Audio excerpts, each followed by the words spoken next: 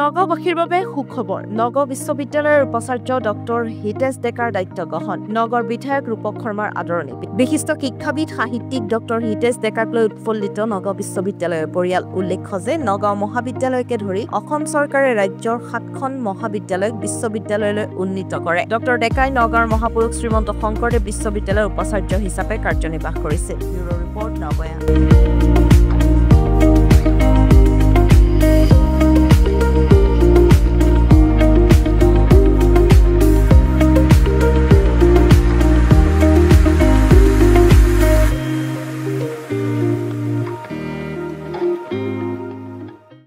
আজি সমগ্ৰ নগাঁওবাসীৰ কাৰণে আৰু আমাৰ নগাঁও মহাবিদ্যালয়ৰ কাৰণে অতি গৌৰৱৰ দিন প্ৰায় 8টা দশক 80টা বছৰ নগাঁও মহাবিদ্যালয় অসমৰ শৈক্ষিক ক্ষেত্ৰত উজলি আছিলে এইখন এখন ঐতিহ্যমণ্ডিত মহাবিদ্যালয় আছিল কিন্তু আমাৰ সকলোৰে সুখৰ কথা যে আজিৰ পৰা এইখন মহাবিদ্যালয়ৰ পৰিৱৰ্তে বিশ্ববিদ্যালয়ত উন্নীত হ'ল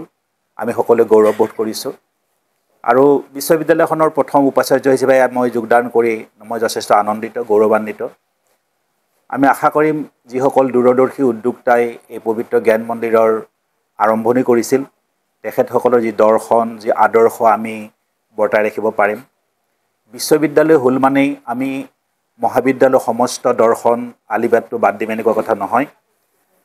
আজিৰ এই পবিত্ৰ মুহূৰ্তত মই এই পবিত্ৰ শিক্ষানুষ্ঠান আৰম্ভ কৰা প্ৰতিগৰাকী ব্যক্তিলৈকে মোৰ গভীৰ শ্ৰদ্ধাঞ্জলি জনালোঁ যিসকলে ইয়াত সেৱা আগবঢ়াই গৈ আজি নগাঁও মহাবিদ্যালয়ক এই পৰ্যায়লৈ আনিছিল যাৰ কাৰণে অসম চৰকাৰে বিশ্ববিদ্যালয় পৰ্যায়লৈ উন্নীত কৰিলে সকলোলৈকে মই শ্ৰদ্ধা জনাইছোঁ যিসকলে আজি ইয়াত কাম কৰি আছে আমাৰ মৰমৰ ছাত্ৰ ছাত্ৰীসকল যাৰ শ্ৰম আৰু ঘামৰ বিনিময়ত নগাঁও বিশ্ববিদ্যালয় হ'ল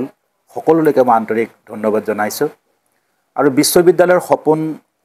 মানে পূৰ্ণাংগ কৰিবৰ কাৰণে আমাৰ সামগ্ৰিকভাৱে সমাজখন শিক্ষাৰ্থী ৰাইজ প্ৰাক্তন কৰ্মচাৰীসকল শিক্ষক বন্ধুসকল আৰু আমাৰ বৰ্তমানৰ কৰ্মচাৰী শিক্ষকসকলৰ পৰা মই আশীৰ্বাদ বিচাৰিছোঁ সহযোগিতা বিচাৰিছোঁ আমি গভীৰ আশাবাদী যে নগাঁও বিশ্ববিদ্যালয় কেৱল এখন শিক্ষানুষ্ঠান হিচাপে আমি নাৰাখিম এইখন এখন প্ৰকৃতাৰ্থত ছ'চিয়েল ইনষ্টিটিউশ্যন সামাজিক প্ৰতিষ্ঠান হিচাপে গঢ়ি তুলিবৰ আমি চেষ্টা কৰিম আমাৰ বাবে অতি গৌৰৱৰ ক্ষণ আমি সকলোৱে গম পাওঁ যে অসম চৰকাৰৰ মাননীয় মুখ্যমন্ত্ৰী ডক্টৰ হিমন্ত বিশ্ব শৰ্মা ডাঙৰীয়াৰ নেতৃত্বত যোৱা সময়ছোৱাত 7খনকৈ মহাবিদ্যালয় বিশ্ববিদ্যালয়লৈ ৰূপান্তৰিত হৈছিলে আৰু এই ক্ষেত্ৰত আমি নগাঁও মহাবিদ্যালয়ো বিশ্ববিদ্যালয় ৰূপান্তৰিত হ'ল আৰু নগাঁও বিশ্ববিদ্যালয় হিচাপে পৰিগণিত হ'ল এটা দীঘলীয়া সময় যদিও হ'ল যে আমি ইয়াত বিশেষকৈ আমাৰ যি উপাচাৰ্য নিয়োজিত লৈ পেলাই আমি খুব আশাৰে পাত চাই আছিলোঁ আজিৰ পৰা কেইদিনমান আগতেই এই 7খন বিশ্ববিদ্যালয়ৰ ভিতৰত নগাঁও মহাবিদ্যালয়তো উপাচাৰ্য নিযুক্ত দিলে আৰু আমাৰ আটাইৰে গৌৰৱ আজি ডক্টৰ হিতেশ ডেকা যিগৰাকী ব্যক্তি সাহিত্যৰ লগতো জড়িত হৈ আছে যিগৰাকী ব্যক্তিয়ে যোৱা সময়ছোৱাত শ্ৰীমন্ত শংকৰদেৱ বিশ্ববিদ্যালয়ত তেওঁ উপাচাৰ্য হিচাপে আছিলে এগৰাকী অভিজ্ঞতাপূৰ্ণ আৰু সকলোৰে বাবে গ্ৰহণযোগ্য এগৰাকী সকলোৰে কাৰণে এগৰাকী জনপ্ৰিয় ব্যক্তি ইতিমধ্যে নগাঁও বিশ্ববিদ্যালয় উপাচাৰ্য হিচাপে নিযুক্তি হৈছে মই শুভেচ্ছা জনাইছোঁ ডক্টৰ হিতেশ ডেকা ডাঙৰীয়ালৈ আৰু আজি সেই উদ্দেশ্য লৈ পেলাই নগাঁও মহাবিদ্যালয়লৈ আহিছোঁ মই আচলতে এই মহাবিদ্যালয়ৰ প্ৰাক্তন ছাত্ৰ আৰু প্ৰাক্তন ছাত্ৰ সন্মিলনীৰ মই সভাপতি গতিকে আজি তেখেতক আগন্তুক সময়ত যাতে বিশ্ববিদ্যালয়খন সুন্দৰকৈ তেখেতে পৰিচালিত কৰিব পাৰে তাৰ কাৰণে আমি তেওঁক শুভেচ্ছা জনাবলৈ আহিছোঁ আৰু স্থানীয় বিধায়ক হিচাপে প্ৰাক্তন ছাত্ৰ হিচাপে সদায় সহযোগিতা মোৰ থাকিব কাৰণ এইখন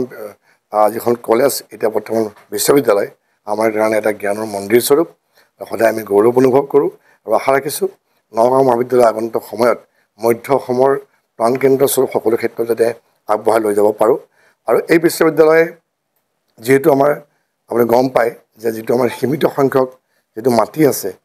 মুখ্যমন্ত্ৰী মহোদয়ে লগতে শিক্ষামন্ত্ৰী মহোদয়ে আগন্তুক সময়ত এই বিশ্ববিদ্যালয়খন এখন